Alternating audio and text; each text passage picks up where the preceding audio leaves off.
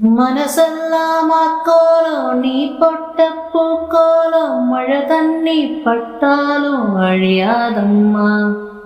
நாளெல்லாம் எங்கூட நீ பேசி சிரிச்சாலும் அது போல சுகமேதும் கிடையாதம்மா.